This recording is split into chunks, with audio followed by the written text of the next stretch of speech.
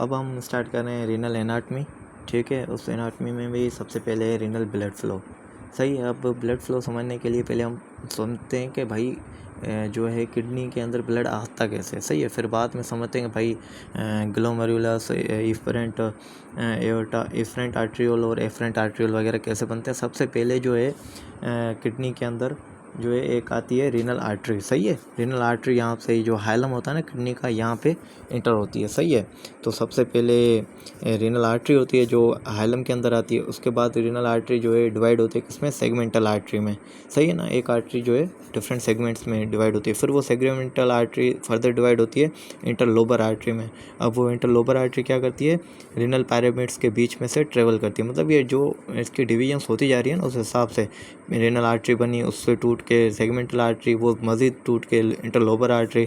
ये पैरामिड्स है ना, इसके बीच में जाती है कौन सी आर्टरी, इंटरलोबर आर्टरी, लोब्यूलर नहीं, लोबर आर्टरी। ठीक है, ट्रेवल बिटवीन रीनल पैरामिड्स। उसके बाद बनती है आर्कुएट आर्टरी।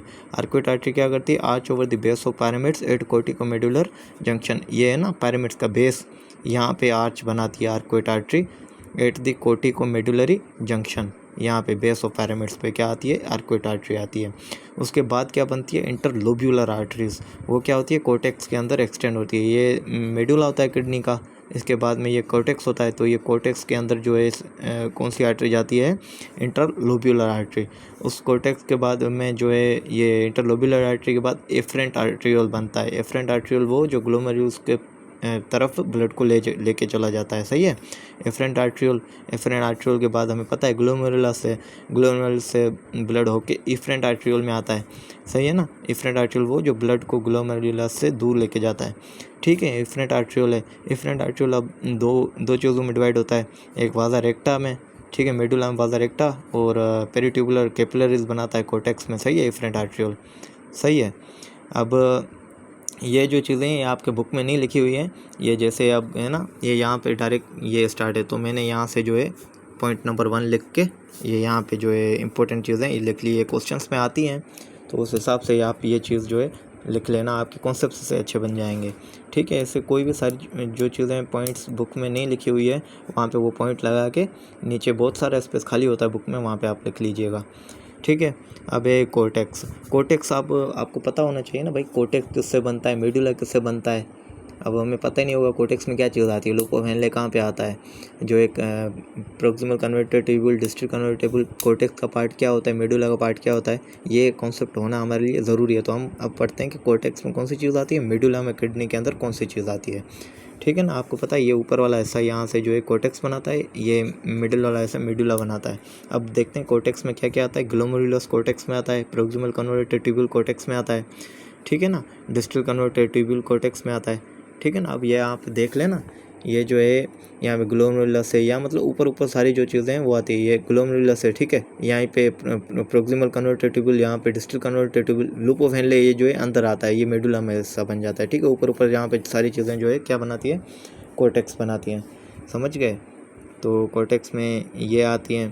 ठीक है। मेडुला में क्या आता है, रीनल पैरामिड्स आते हैं। ये जो पैरामिड्स हैं ये जो है मेडुला में आते हैं। कॉलम, रीनल कॉलम क्या है, ये कोर्टेक्स का ही पार्ट है, जो ये जो है ना बीच में स्पेस है ना पैरामिड्स के बीच में, ये कोर्टेक्स की एक्सटेंशन बिटवीन द पैरामिड्स, उसको क्या कहेंगे, रीनल कॉलम करेंगे। रीनल कॉलम किसका पार्ट है, मेडुला का है। लूप ऑफ हेनले इसमें आता है। मेडुलरी कलेक्टिंग डक्ट्स जो है वो कहाँ पे आती है, मेडुला में आएगी, जाहिर बात है। ये आपको याद नहीं करनी है, बस आपके कॉन्सेप्ट्स के लिए कि भाई कोर्टेक्स में कौन सी चीज़ आती है, मेडुला में कौन सी चीज़ आती है। सही है। अब एक बहुत इंपॉर्टेंट पॉइंट है, ये याद रखें कि कोर्टेक्स जो है 90% जो रीनल का ब्लड फ्लो वो सारा कोर्टेक्स के अंदर ही आता है। मेडुला में बड़ा कम ब्लड आता है।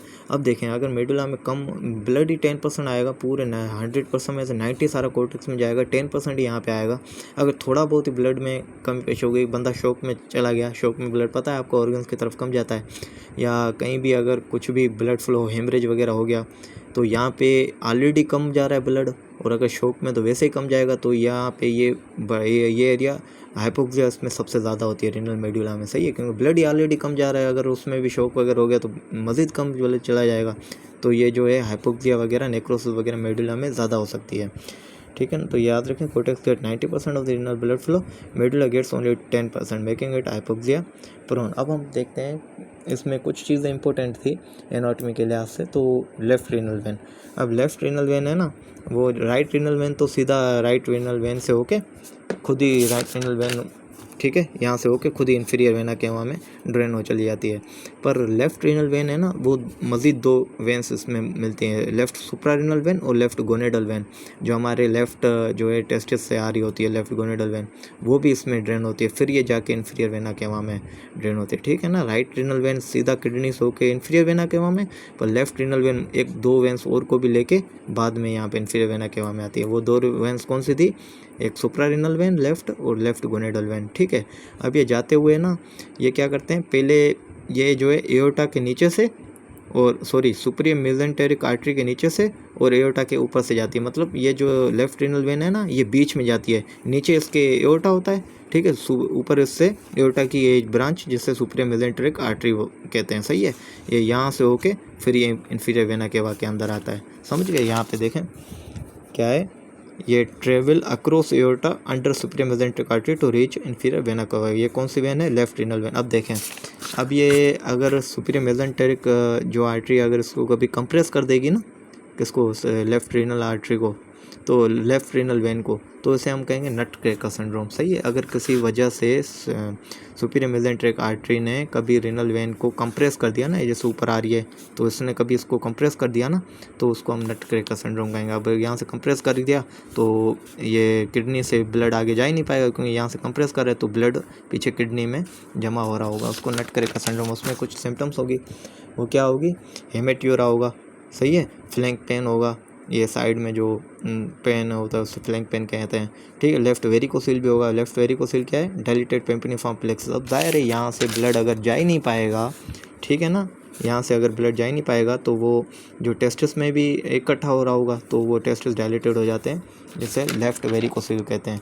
इस सारी चीज़ को क्या कहेंगे, नट क्रैकर सिंड्रोम कहेंगे। समझ में आ गया, क्योंकि लेफ्ट रीनल वेन अगर जा रही है, वो कहाँ से जा रही होती है, वो सुपीरियर मेसेंटेरिक आर्टरी के नीचे से जा रही होती है, इसकी वजह से नट क्रैकर सिंड्रोम होता है, ठीक है, समझ गए। लेफ़्ट किडनी जो है ट्रांसप्लांटेशन में लेफ़्ट किडनी लेते हैं हम, ये क्यों लेते हैं, क्योंकि लेफ़्ट किडनी का है ना, ये लेफ़्ट रीनल वेन है, ये बड़ी होती है, तो सर्जिकल रूम बहुत ज़्यादा होता है। अगर दूसरे बंदे में हम जो है इंसर्ट कर रहे होंगे ना, तो ये देखें, ये होती छोटी है, इसको लेके फ़ायदा नहीं है। यहाँ से लेंगे तो ये इसकी रीनल वेन बहुत बड़ी है, तो दूसरे जो है रेसिपिएंट में हमें इंटर करने में आसानी होती है। क्यों ये लेफ़्ट किडनी क्यों प्रेफर करते हैं किडनी ट्रांसप्लांट में, क्योंकि इसकी लेफ़्ट रीनल वेन ज़्यादा होती है, बड़ी होती है।